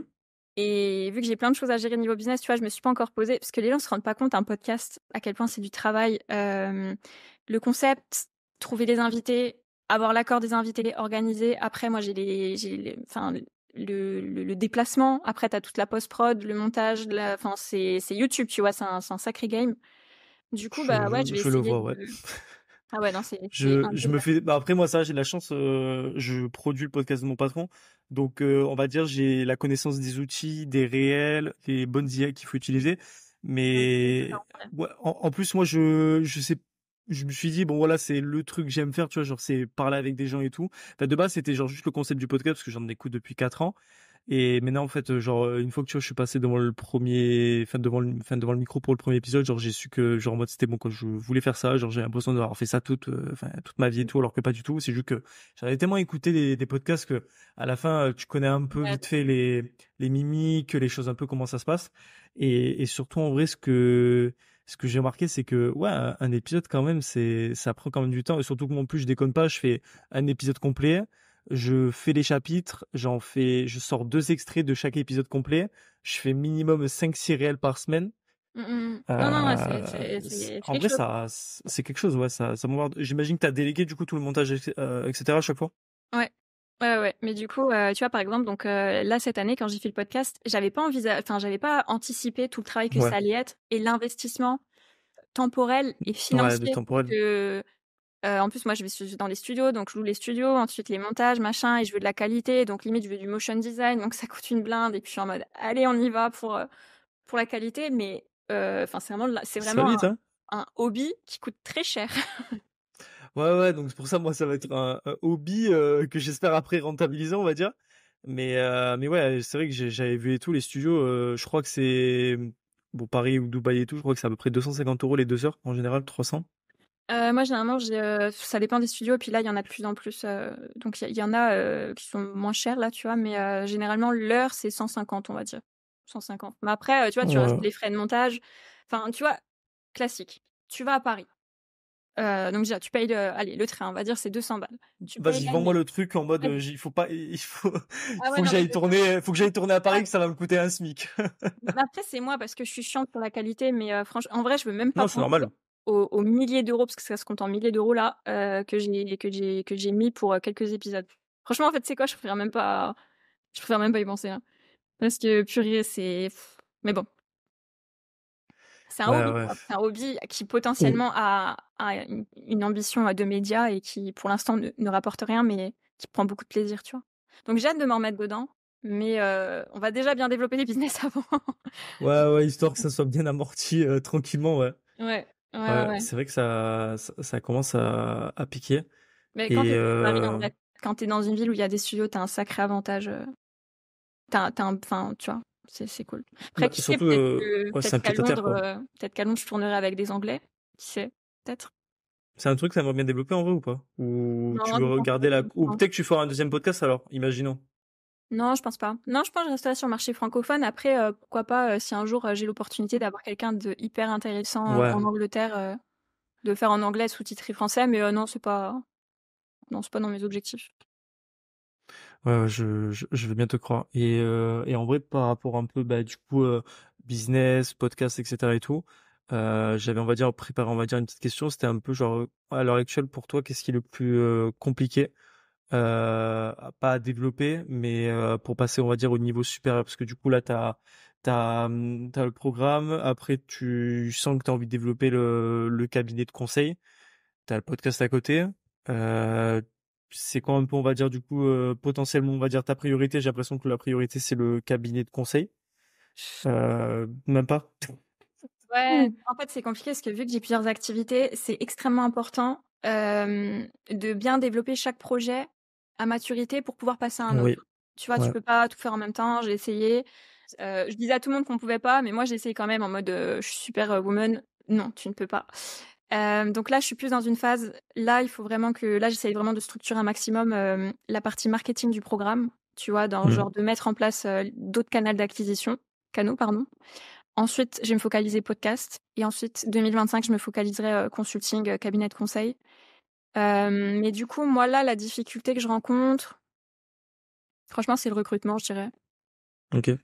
Pas la peur de déléguer, parce que ça, je l'ai dépassé, mais c'est plus, c'est difficile sur le marché francophone, en vrai de vrai, de trouver des gens avec qui t'entourer de confiance sur du long terme.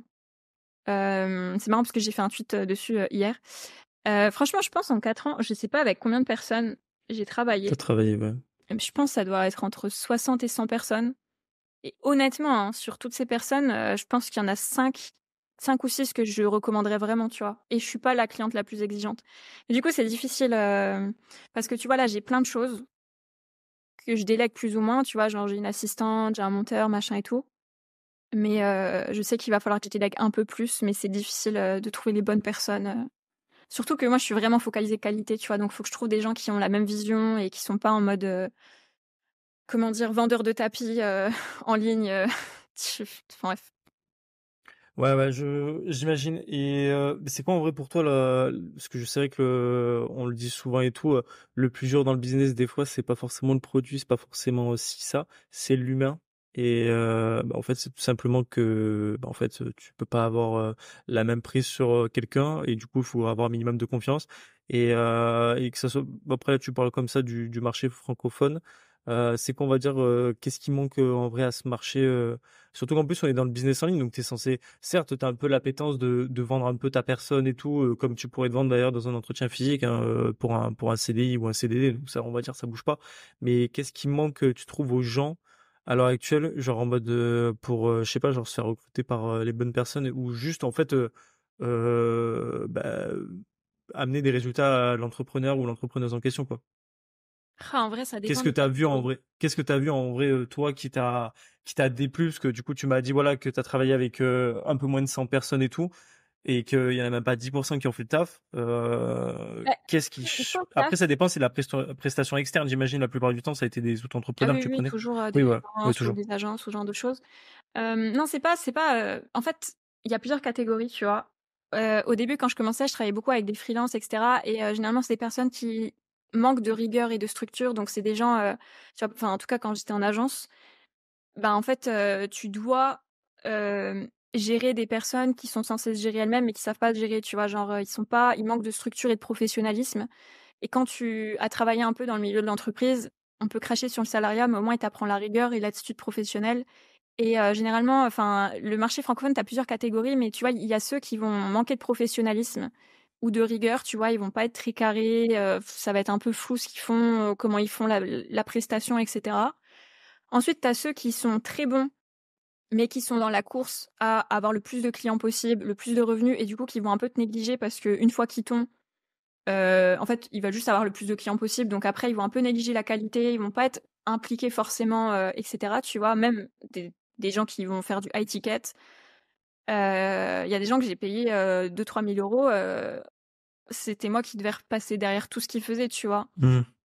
Quand tu payes ce prix-là, tu es pas censé, enfin, tu payes pour gagner du temps, pas pour t'en rajouter, tu vois? Et puis ensuite, des fois, tu as les personnes, il y a des talents qui sont, très bons et qui s'en vont, tu vois? Parce que, bah, ils veulent se développer ailleurs, donc c'est compliqué. Et puis tu as les personnes, des fois, je sais pas comment l'expliquer. Après c'est compliqué parce que là, j'ai plusieurs, personnes en tête, mais je sais pas, genre pour X ou Y raison, il y a un truc qui va pas parce que, soit vous partagez pas la même vision ou soit parce que, le prestataire, il veut t'imposer sa vision pour ton business. Enfin bref, il y a toujours un truc. Après, il y en a quand même qui sont très bons, mais en vrai de vrai, le marché francophone, il est pas saturé. Il y a beaucoup, Mhm. beaucoup de monde, Ok. mais vraiment, il y a peu de personnes qui se démarquent vraiment. Et je pense que vraiment, juste, si tu es compétent, que tu es motivé et que tu es éthique, juste tu es éthique, C'est vrai. tu sors du lot. Non mais c'est Ouais, vrai. sérieux. Non, mais clairement, hein, je rigole parce que bah, c'est clairement vrai, c'est le côté éthique parce que moi, j'ai pas eu encore des anecdotes de personnes qui me racontent par rapport au business ou quoi que ce soit, genre je sais pas, genre, moi, t'as pas du tout fait la mission recherchée alors que la personne, elle Non, t'a ils mis font, mais c'est elle juste t'a que mis un... je sais pas, ça manque de après pas tous, parce que tu vois là, ces 2 dernières Oui, années, oui. je travaille avec des gens vraiment pros, tu vois? Mais bref, c'est compliqué parce qu'après, bah, ils veulent se développer et du coup, en fait, tu payes un prix, mais ils sont de moins en moins impliqués parce qu'ils sont en mode, toujours faire plus, plus, plus et bref, voilà quoi, c'est un petit peu chiant. Ouais, ouais, c'est un peu chiant et non, mais en vrai, je vois ce que tu veux dire et surtout, ouais, je l'ai un peu vu et tout parce qu'on a eu le fondateur de Brix. Je pense que tu vois qui c'est, Cédric O'Neill. Et on a eu son CMO qui a monté une entreprise qui s'appelle Honors et tout, genre communauté en immobilier. Et en gros, genre, il a parlé un peu de lui et tout quand justement il était en train de gérer un peu bah, tout simplement le marketing de Brix. Et que genre, en mode, du coup, il discutait pas mal et tout avec les agences et il comparait un peu les devis. Et après, il avait pris genre, ils avaient pris deux agences classiques, hein, market et tout, hein, parce que bon, il était étudiant, il pouvait pas tout faire et tout. Tu sais, genre, l'agence, elle est numéro une ou numéro 2 et tout, genre en mode sur Internet. Je te dis, bon, ça va, voilà. Mais en fait, vu qu'il cherche à faire du volume, Ouais, c'est il y a, ça. il y a deux options, c'est volume qualité ou qualité volume. Tu ne peux pas avoir les deux. Tu peux monter les deux petit à petit, mais tu montes les prestations, les collaborateurs et tu essaies d'amener, voilà. À un moment donné, il y en a un qui va péter. Des fois, tu veux plus de volume pour après aller chercher la qualité, ou des fois, tu fais la qualité pour aller chercher le volume, et des fois, les deux, ils se rencontrent pas forcément, et surtout 100%. en agence de marketing. Je sais pas Ouais, après les s'il y agences, a, c'est un business. Mais de toute façon, t'as pas le choix, hein. Quand t'as un business d'agence, si tu veux vivre, faut que tu fasses du volume. Et c'est pour ça que moi, j'ai arrêté parce que ouais, t'as vu ça que me ça commence à, correspondait pas, ouais. tu vois, ouais. J'avais pas envie de faire ça. Mais ouais. Mais de toute façon, le marché francophone, je trouve, en tout cas, enfin, il y a un petit pourcentage qui s'en sort bien, qui est régulier, machin et tout. Mais de manière générale, j'ai l'impression qu'il est divisé en deux. T'as ceux qui ont pas confiance en eux et qui se mettent pas en avant Mhm. alors qu'ils sont super doués et qui pourraient faire grave du bien. Et t'as ceux qui sont très rentre dedans et qui vont un peu négliger la qualité, mais qui sont de très bons vendeurs, tu vois. C'est vraiment, j'ai l'impression, il y a les deux. Puis après, il y a les top one, tu vois, mais bref. En général, les top 1, ils sont déjà pris. Ouais, c'est ça, ils sont pris ou ouais. C'est, Ouais. Après, il faut c'est, rencontrer les bonnes c'est personnes, tu vois. l'offre et la demande. Après, oui, c'est vrai Mm. que tu peux rencontrer les bonnes personnes, mais franchement, des fois, Mais il y a toujours un moment, parce que tu vois, là, cette année, j'avais vraiment des gens très, très, très, très bons, tu vois. Mais c'est des gens, limite, après, faut que tu les, enfin, pas que tu les embauches parce qu'ils voudront pas être embauchés, mais tu vois, là, par exemple, je pense à Inox. Euh, je crois qu'il avait fait ça, Inox. Son monteur, en gros, il lui avait dit, tu travailles qu'avec moi. Tu vois, parce qu'on sait que les monteurs et tout ça, forcément, ils sont à leur compte, ils ont plein de clients, et des fois, bah, ils vont enfin, tu vois, c'est compliqué, quoi. Bref. oui, oui. Faut trouver des gens sur du long terme. Et du coup, c'est juste par rapport à ça que tu voulais dire par rapport à Inox, ou genre en mode c'est lui du coup qui avait dit à son monteur, genre en mode tu travailles que pour moi parce Ouais, mais je crois qu'il que avait refusé son monteur. Je crois qu'il avait dit non, je sais plus, il y avait un truc comme ça. ouais, ouais, bah c'est vrai qu'en même temps quand t'es Les très bon, t'as envie de youtubeurs, tu vois, souvent, leurs monteurs, etc., ils vont essayer de les... Parce qu'ils savent que un bon talent, il peut vite partir ou c'est compliqué, tu vois. ouais, Faut... genre en mode la personne en face. Bon après il y a aussi un peu le côté, il faut que ça résonne le projet. C'est sûr que quand tu travailles pour Inox, t'as pas envie d'aller travailler pour un youtubeur à 100 000 abonnés, même s'il il va racler deux fois plus que Inox. Euh, Non, ça dépend des monteurs. Parce que je crois que justement, il y a un de ces monteurs qui est parti parce qu'il voulait faire autre chose, tu vois. Alors ok. que, voilà quoi. Il avait des beaux projets. Ouais, Je pense ouais, qu'il ouais, c'est un sacré level et tout. D'ailleurs, t'en as pensé à quoi? Parce que j'en parlais tous un peu la hype, mais t'en as pensé quoi d'ailleurs du doc d'Inox? Et même le y a perso un besoin de donner peu. ton avis, forcément, c'était une masterclass. Bah, oui, oui, Pas de c'était une l'émission, et masterclass, je mais. comprends pas qu'il y ait eu des critiques. Franchement, je... Ouais, Bon. t'as vu ça? Moi, je trouve ça ouf en vrai. Ouais, ouais, pour moi, c'était incritiquable. Mais bon, Ouais. il faut pas chercher à Euh, comprendre. Ouais, ouais, c'est vrai. Il y a toujours des choses à dire et tout pour des petits détails, mais ça reste des détails sur 2h40, sur une prod d'un gars de 22 ans. Non, mais juste, en fait, moi, ce qui m'énerve, c'est juste les gens faites. Faites, Ouais, essayez. c'est ça. Et vous verrez, on reparle après. Ouais, voilà, après on voit et tout si t'aurais fait mieux ou si finalement c'est pas si galère. Il y a bien un truc et tout que j'ai vu, c'est, je demande si c'est pas Alex Hormozy, c'est en gros tu sais, les gens ils pensent trop en mode au trophée, mais ils pensent pas assez aux entraînements, tu vois. Et c'est véridique. Et genre en mode, ils veulent trop savoir le genre, enfin, pas Oui, le comment tu l'as fait, parce résultat que, et... ouais. ouais, voilà, mais comment tu l'as obtenu et personne n'a envie de donner, autant pour avoir ces résultats, tu vois, genre c'est fou, genre je suis arrivé lundi, je vais te parler un petit peu de mon podcast, il y a une fille quand même de la classe qui m'a dit genre mais tu te reposes quand? Et du coup genre ça m'a fait sourire, j'étais en mode je sais pas, genre ça va, je dors presque 8 heures par nuit, genre en mode je suis obligé avec le sport que je fais, je prépare un marathon, je suis sportif de base et tout, et genre elle m'a dit ouais tu te reposes quand? J'étais en mode ben oui, pendant un an, désolé, je vais pas me reposer, mais je pense que à un moment donné aussi, comme tu l'as dit, t'as besoin du déclic dans la vie, mais des fois t'as besoin aussi de ton momentum. Et là, c'est mon momentum cette année. Je pense pas que je vais le trouver. Il y en aura encore des momentum. Je pense qu'on a plusieurs et tout dans la vie pour lancer des projets ou quoi que ce soit, ou même le sport. Mais quand tu as un momentum, il faut pas que tu le laisses passer, hein. Mm. Parce que tu le laisses passer, bah, en fait, tu perds ton temps. Tu as encore plus de genre en mode t'es pas content de ta situation. Moi, je suis content de ma situation, mais elle me convient pas à 200%. Et si je fais rien maintenant, ma situation, je sais très bien qu'elle va dériver en négatif, genre bien complet. Et tu te mets pas trop de pression? Tu arrives à gérer la limite entre te discipliner assez et sans trop tu vois, te rendre trop rigide? Ouais, ouais, je trouve que ça va. Après, je pense que j'ai on va dire le côté négatif de mon profil, ça a été de procrastiner pendant pas mal de temps sur plein de trucs OK. et d'avoir accumulé, on va dire, cette procrastination. Oh, c'est pas maintenant, j'en ai marre, tu vois, mais genre j'ai envie de mettre un peu le coup de boost et bon, en vrai, ça va. Genre là, ouais, tu vois, bon là, on finit le podcast et après, je vais aller courir, je vais aller faire un fractionné à 20h. Bon, pas tout le monde le ferait. OK. Ouais, voilà, bah, c'est pas motivé là, c'est clairement le mot d'ordre, c'est discipline, genre j'ai pas le choix, tu vois. Genre en plus j'ai commencé à bosser sur le podcast à 6h du matin, donc OK. voilà. Et mais en mode ouais, pas le choix, mais c'est pas grave, genre en mode tu vois, je me dis, j'essaie de me créer quand même mes zones de genre de repos et tout, c'est plus pas le week-end, bon là ça va être un peu ce week-end et tout, parce que genre j'ai fait en sorte et tout d'adapter. Mais ça aussi, tu vois, je trouve que c'est un truc sur Internet, on n'en parle pas assez. Les gens ils pensent trop, tu sais, en mode on te dit morning routine à fond et tout. Et du coup, dans la morning routine, t'as toujours un peu le 8 heures de sommeil qui arrive. Mais comment tu veux développer un truc avec 8 heures de sommeil? Genre j'ai un 35 heures, que ça soit à l'école ou en alternance. J'ai entre 10 et 12 heures de sport par semaine. Qu'est-ce que tu veux que je développe genre en mode une activité si je dors toutes les nuits à 200% 8 heures? Je trouve que c'est pas possible. T'as un peu de temps, mais t'en as pas 100 000. Et du coup, ils en parlent pas assez que genre en mode, c'est ceux qui te vendent un programme de formation pour créer un business entre 5 et 10 000 euros par mois. Ça se fait pas en 2 heures par jour, Non. clairement. Voilà. Et du coup, genre, bah, en fait, il faut que tu peux pas le dire, mais non, tu vas pas avoir une morning routine de fou, comme tu l'as dit, des fois, ça empiète sur la santé.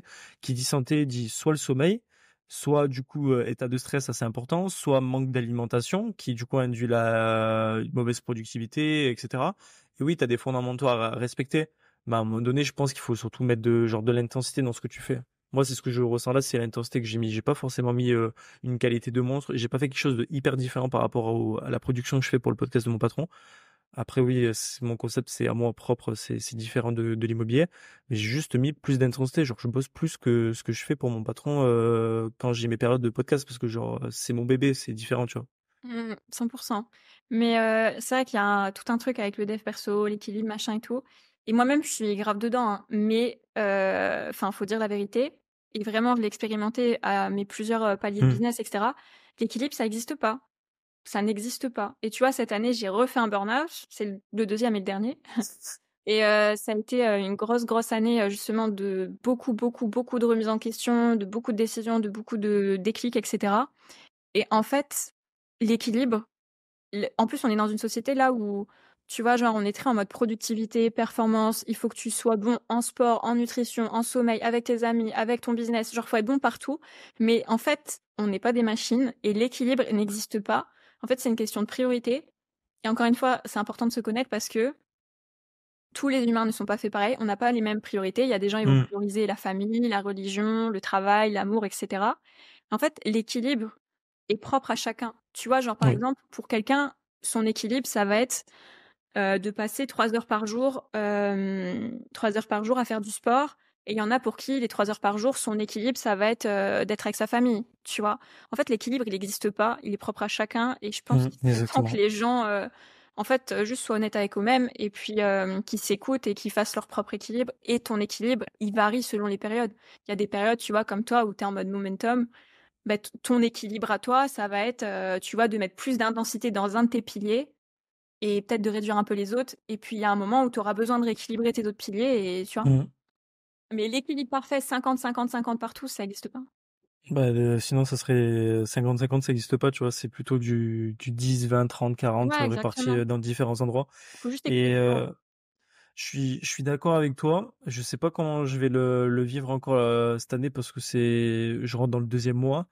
Et en même temps, le deuxième mois, je me suis mis l'objectif de genre prendre du poids au niveau musculaire, mais en même temps me faire un marathon. Donc déjà, les deux sont un peu contre-intuitifs.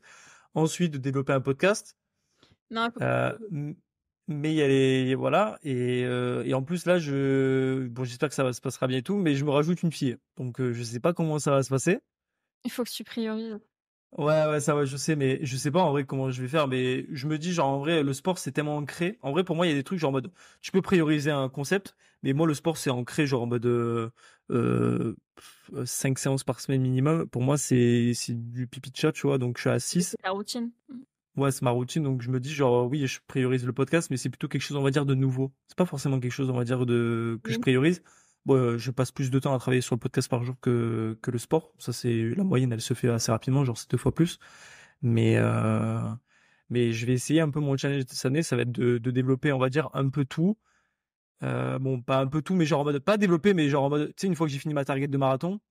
C'est en avril, c'est passé. Genre, je vais reprendre un peu plus, genre, juste la musculation, genre, proprement.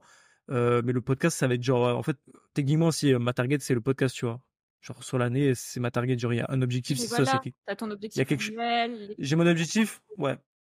Ouais, ouais, j'ai mon objectif. Je pense que, ouais, bah, tu sais, The One Thing, je pense que tu peux juste confirmer tout. Ce livre, c'est pas que du mytho, on va dire. C'est hyper important. C'est comme, tu peux pas mettre tous tes œufs dans le même panier, c'est pas possible. mmh mh. Du coup, dans ça, c'est un peu bizarre de dire ça parce qu'en fait, on te dit de pas mettre tous tes œufs dans le même panier, mais quand t'as un projet, indirectement, tu mets tous tes œufs dans le même panier. Ouais, ça dépend. En fait, tout est une question de timing. Quand tu te lances, il faut que tu te mettes à 100% dans un projet et que tu te dédies à ça. Et puis quand ça arrive à maturité, tu peux en développer un autre, un autre. Encore une fois, on peut tout avoir, mais juste pas en même temps. Ouais, c'est vrai, ouais. Je l'avais pas entendu celle-là, tu vois. C'est vrai que, Vas-y, tout ça, on peut tout avoir, mais pas en même temps. ouais. Et du coup, bah, c'est que question de temps, ouais. Ouais, vraiment, il faut être patient.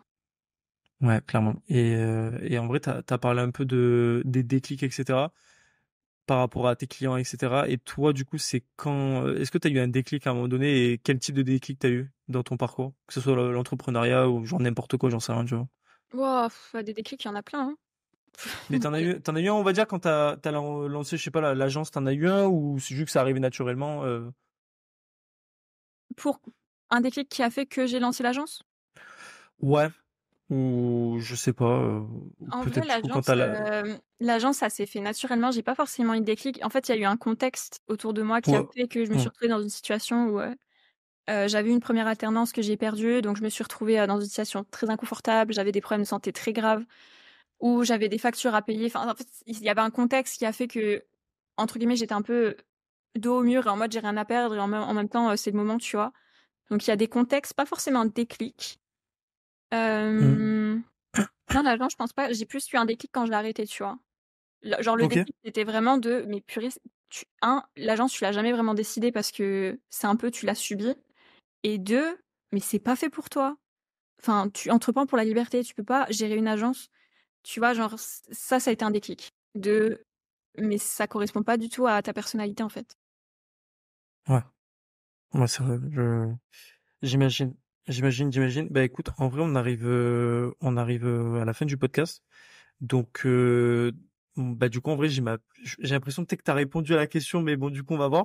Parce qu'en gros, du coup, j'ai ma question un peu fétiche pour le podcast et je la pose à chaque invité et à chaque fois, les réponses sont assez genre, j'essaie de me mettre un peu une estimation de quelle va être ta réponse parce qu'il y en a que deux.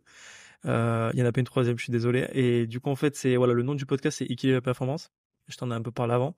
C'est est-ce que quand tu as commencé du coup vraiment à te lancer, tu avais un équilibre dans ta vie, tu voulais chercher la performance parce que tu savais qu'au fond tu voulais plus, ou tu étais complètement dans le déséquilibre complet dans ta vie et du coup tu t'es dit seule la performance, donc dans un projet, dans l'entrepreneuriat ou quoi, va me permettre après bah, justement d'avoir un équilibre dans la vie, d'avoir de la liberté, d'avoir du temps pour moi, pour mes relations sociales ou quoi que ce soit.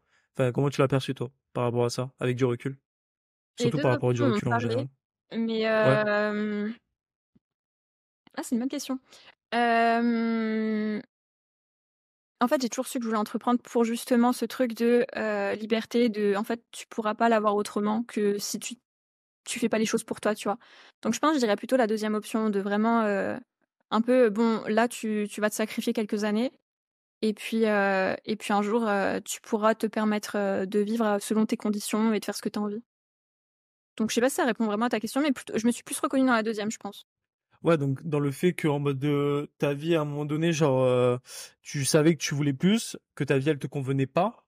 Ouais. Et du coup, t'allais chercher ouais plus de résultats, créer une entreprise, des choses comme ça et tout pour justement après genre te permettre justement de d'avoir ce confort de vie qui est en fait bah, tes standards à toi et propre à toi parce que ça aussi comme tu l'as dit les gens il faut qu'ils arrêtent de se mentir à eux-mêmes. Il y en a ils ont besoin d'un certain confort et ça leur convient totalement et du coup Ouais, OK. peut-être que juste se mettre à son compte leur suffit ou peut-être un CDI bien rémunéré peut leur suffire, ou bah, justement peut-être vraiment créer ta boîte, hein. Des fois, Ouais, non, ouais, complètement. Je me reconnais carrément dans le deuxième. Et c'est marrant parce que tu parlais des déclics. Et justement, un déclic qui m'a amené à entreprendre et que j'ai eu quand j'étais étudiante, c'est que j'étais dans des situations financières qui étaient vraiment compliquées. Tu vois, genre, j'étais pas pauvre, mais je devais compter chaque euro et c'était quand même compliqué, tu vois, les ouais. courses, etc. Alors, c'était pas évident. Et en fait, un jour, j'ai eu vraiment le déclic de me dire, euh, il faut que tu arrêtes d'épargner, il faut que tu cherches à gagner plus, tu vois. Ça a été un gros déclic.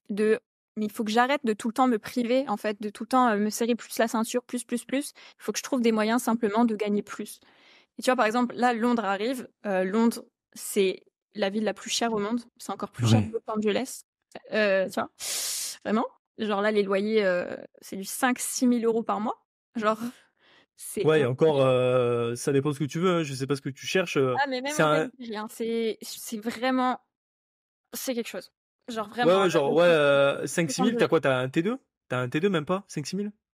Bah, Un ça peu plus dépend quand même? c'est où, tu vois. Mais par Oui, exemple, même, j'imagine. imaginons que tu vas être à 40 minutes de Londres, au moins 2000. Si t'es pas en Ouais. coloc, tu vois. Donc, tu vois, genre, bah, Londres, là, je sais que je suis re dans cette situation où je me dis, bon, bah, on va faire plus, tu vois. Et vu que moi, de Hmm. base, je suis pas sur l'argent, du coup, c'est une bonne motivation pour faire plus, parce que sinon, je m'en fiche un peu. Donc là, c'est bien. Mais voilà, en tout cas, cette mentalité de faut pas chercher à faire moins, à épargner. Il faut juste trouver des moyens d'avoir plus. Ça a été un gros déclic avant Ouais. d'entreprendre. Ouais, parce que bah, moi je me suis retrouvé, bon, je suis encore, on va dire, plus dans une situation, on va dire, plus confortable, mais c'est vrai que je dois souvent rader mon compte et tout pour, genre, parce que j'aime vraiment pas finir dans le zéro, le négatif et tout à la fin du mois, c'est quelque chose que je supporte pas. Et du coup, bah là, tu vois, tu te prives en milieu de mois, après à la fin, tu te dis, oh, ça va, j'aurais pu un peu plus profiter, mais tu préférais pas. Et c'est vrai que des fois, tu sais, enfin, j'entends souvent dire, tu sais, en mode pour t'enrichir, des fois, il faut juste moins de dépenser. Mais ça, pour moi, c'est dans des cas extrêmes où en mode, même les gens qui ont aucune notion de l'argent, qui gagnent le SMIC ou qui gagnent 5 000 € par mois, si à la fin, oui, tu dépenses 4 900, Hmm. bah ça va pas, tu vois. Ouais, ouais, ça. Non, il y Mais a c'est les vrai deux. que, ouais, ouais, Toujours ouais, il y a court les terme, deux. faut réfléchir à comment tu peux optimiser et moins dépenser. Mais honnêtement, moi, j'étais pas tu sais que pendant des années, j'ai vécu avec 600 700 € par mois, hein, en devant payer un loyer, des courses, et cetera, vraiment, pendant des années. Et hem et j'arrivais à vivre, mais tu vois, genre, juste, bon, tu tout le temps dans le stress de voilà, quoi. Je me souviens quand j'étais étudiante, des fois, je me suis à l'époque, genre juste, même, tu sais, des fois, juste, on veut aller boire un verre, on te propose, bah, je refusais parce que c'était trop cher pour moi d'aller payer un verre, tu vois? C'était dans cette situation-là où je me Ouais, disais: genre, tu «OK». sais, on te dit on va aller boire un verre, tu sais, t'as envie de en plus, quand tu veux boire un verre, tu sais, t'as pas envie de te dire, genre, faut que je regarde mon compte quand tu vas boire un verre. Et des Ouais. fois, tu sais que les cocktails, ça peut te coûter 10 balles, et des fois, 10 balles, bah, ça peut être, je sais pas, tu vois, genre, Énorme, maintenant, ouais, ça ouais, peut ouais. être 10 balles. Maintenant, tu vois, moi, c'est un abonnement au chat, tu vois. Genre, chacun ses priorités pour diffuser le podcast, tu vois. Donc, c'est bête, mais bon, ouais. Question de priorité. Et après, le jour où tout marche bien, bah, en fait, tu auras plus ton portefeuille, mais ça veut pas dire non plus que tu dépenses, bah, tout ce que Ouais, tu c'est gagnes, beaucoup, hein. juste t'as ton palier qui te suffit quotidiennement, et tout le reste, bah, tu le mets de côté, tu l'investis. J'imagine que, on en a pas parlé, mais j'imagine que tu investis. Ouais. Je sais pas si c'est dans l'immobilier, ou plutôt tu restes sur des placements de type en ligne, non physique. Beaucoup crypto. J'ai beaucoup Ouais. d'argent en crypto, majoritairement. Et prochainement, ouais, j'ai l'objectif de développer un peu plus l'immobilier. Hmm. Ouais. À Londres, ou non, tu vas rester sur Non. France? Je pense que Londres. Hem, Espagne, je pense. Eh ben, tu sais quoi? Non, mais très bien, en vrai, que t'en parles. Je pourrais te conseiller un podcast qui va bientôt sortir. C'est le podcast de mon patron. OK. En gros, je sais pas si tu connais l'entreprise Mastéos. Non. C'était un peu l'investissement locatif en mode start-up. Il a levé 66 millions d'euros, le gars.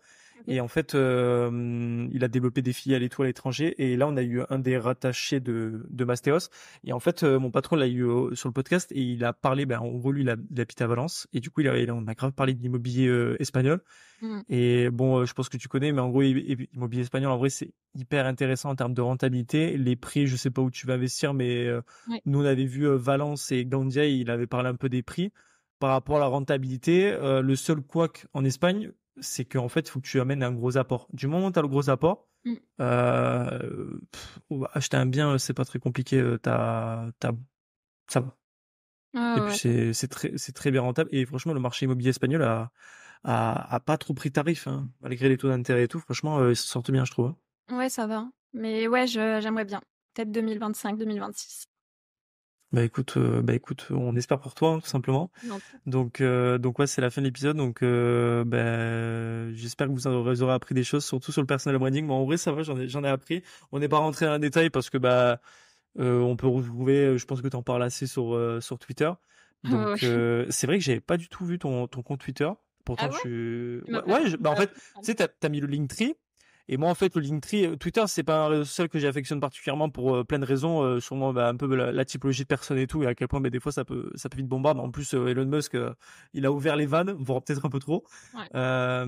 Donc voilà, mais du coup, ouais, j'avais vu ton Linktree, j'étais plus en mode je vais aller regarder LinkedIn pour un peu ton background, et Ah, après trop oui, je t'avais marrant, déjà. mais trop marrant. Bah, OK, Ouais. bah, Twitter, Bah, c'est mais du coup, mmh, c'est ton réseau social numéro un ouais, ouais, avec ouais. LinkedIn. Du coup, c'est trop marrant que tu Ouais, enfin, trop marrant. Bah, du coup, ouais, ouais, ouais, c'est trop marrant et LinkedIn, non. bah. Prochainement, j'essaie de développer, mais sinon, ouais, moi, c'est Twitter.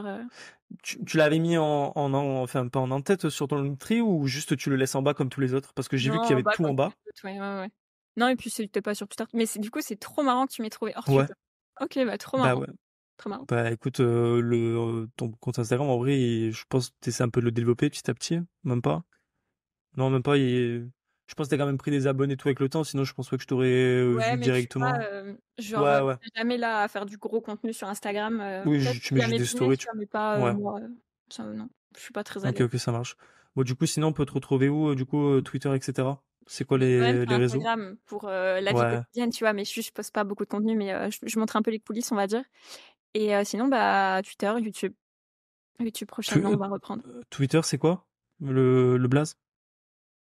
Célina Vision, je crois. Donc, ouais, bon, pas très compliqué comparé au reste. Oui, non, non, non. Bon, sinon, ouais, de toute façon, je vais mettre le lien Instagram et il y a directement ton Linktree, on va dire, qui regroupe du coup toutes ces activités. Donc, je te remercie pour ton temps. Franchement, c'était Merci très à cool. toi, merci Je beaucoup. pense qu'il y aura des beaux extraits et tout qui vont sortir. Et puis, tout simplement, je vous dis à la prochaine équipe. Allez, ciao. Merci beaucoup.